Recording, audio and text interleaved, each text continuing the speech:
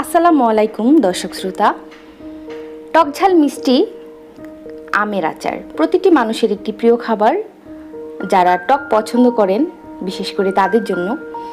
তো আজকে আমি আপনাদেরকে খোসা সহ কাঁচা আমের টক ঝাল মিষ্টি আচার বানিয়ে দেখাবো, খুব সহজ পদ্ধতিতে, খুব সহজ উপায়ে এবং অল্প উপকরণে ঝামেলাহীনভাবে আজকের এই রেসিপিটি আপনাদেরকে আমি দেখানোর চেষ্টা করব। তো আম নিয়েছি আমি 1.5 কেজির মতো। তো আমগুলোকে আমি খুব ভালো করে আস্ত অবস্থাতেই ধুয়ে নিয়েছি, কারণ এটা কাটার পরে আর ধোবো না। তো ধুয়ে রাখা আমগুলোকে আমি 4 টুকরো করে খোসা সহ কেটে নিয়েছি। আপনারাও ঠিক এভাবে আমগুলোকে কেটে নেবেন। আপনারা চাইলে খোসাটা ছাড়িয়েও নিতে পারেন, কিন্তু আজকে আমি দেখাবো খোসা সহ আমের আচার। একটা মশলা তৈরি করতে হবে, সেই জন্য নিয়েছি 8-9টি শুকনো মরিচ, লাল মরিচ, পাঁচফোড়ন নিয়েছি 1 টেবিল চামচ, আস্ত ধনে নিয়েছি 1 টেবিল চামচ, আর মৌরি মানে মিষ্টি জিরা বলে এটাকে নিয়েছি 1 টেবিল চামচ পরিমাণ। আর লাগছে 1 টেবিল চামচ পরিমাণ সর্ষে বাটা আর 1.5 কাপ পরিমাণ আখের গুড়।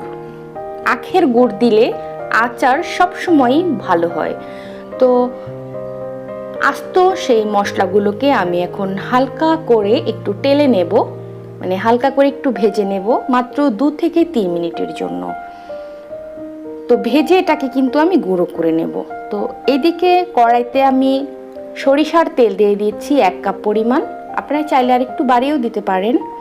আর দিচ্ছি 1 চা চামচ পরিমাণ পাঁচফোড়ন, দিচ্ছি 4টা আস্ত শুকনো মরিচ দেখতে সুন্দর লাগার জন্য।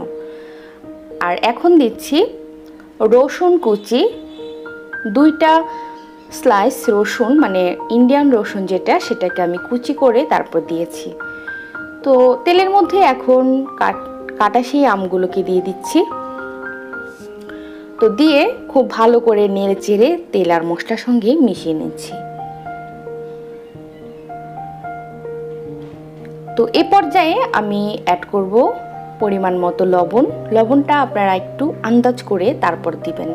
তো আমি এখানে প্রায় 1.5 টেবিল চামচের মতো লবণ ব্যবহার করেছি। দিয়ে দিচ্ছি সরিষা বাটা। তো এখন খুব ভালো করে লবণ আর সরিষা বাটাটাকে আমের সঙ্গে মিশিয়ে নিতে হবে। আর চুলার আঁচটা মাঝারি রাখতে হবে, চুলার আঁচ বাড়িয়ে দেওয়া যাবে না। দিচ্ছি 1.5 চা চামচ পরিমাণ লাল মরিচের গুঁড়ো। এটা দিলে আচারের কালারটাও খুব সুন্দর আসে এবং একটু ঝাল ঝাল হয়, বেশ ভালো লাগে। তো নেড়েচেড়ে মিশিয়ে নিচ্ছি। এখন আমি দিয়ে দিচ্ছি সেই আস্ত মশলাগুলোকে যে গুঁড়ো করেছিলাম, সেই গুঁড়োটা। তো মশলাটা দিয়ে আমি খুব ভালো করে মিশিয়ে নিচ্ছি।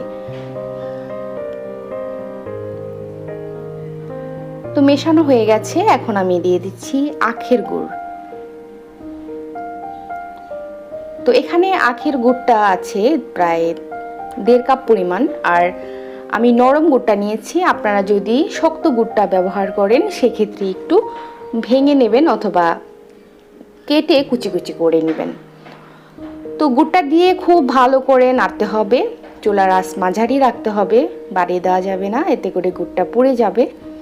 তো মাঝারি অবস্থায় রেখে আমার আমটাকে নাড়তে হবে। দেখতে পাচ্ছেন আমের কালারটা কিন্তু হালকা চেঞ্জ হয়ে আসছে, একটা পানসে কালার চলে আসছে, তাহলে বুঝতে হবে যে আমাদের আচারটা প্রসেসিংয়ের দিকে।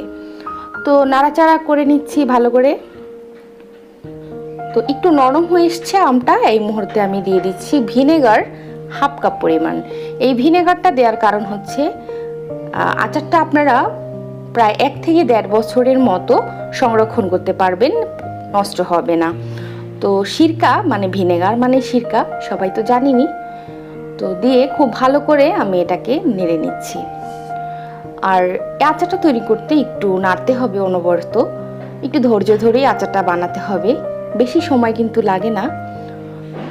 তো আমি দেখিয়ে দিচ্ছি আমার আমটা কিন্তু একদম সফট হয়ে গলে গেছে, ঠিক এরকম। তো আমি আরও কিছুক্ষণ নাড়বো। চুলাটা কমিয়ে দিয়ে আমি আরও বেশ কিছুক্ষণ নেড়ে চেড়ে যখন দেখব আমগুলো একটু খুলে খুলে গেছে খোসা থেকে, ঠিক তখনই আমি চুলাটা বন্ধ করে দেব। তো দেখতে পাচ্ছেন দর্শক শ্রোতা, কিছুক্ষণ জাল করার পরে আমার আমগুলো কিন্তু খোসা থেকে একটু খুলে গেছে, মানে আমার আচারটা কমপ্লিটলি রেডি। তো দর্শক শ্রোতা, আজকের আমার এই রেসিপি আপনাদের যদি ভালো লেগে থাকে আমার চ্যানেলটাকে অবশ্যই সাবস্ক্রাইব করবেন, লাইক কমেন্ট শেয়ার করবেন, আর বাসায় একবার হলেও এই আচারটা ট্রাই করে দেখবেন। আশা করি নিরাশ হবেন না। আল্লাহ হাফেজ।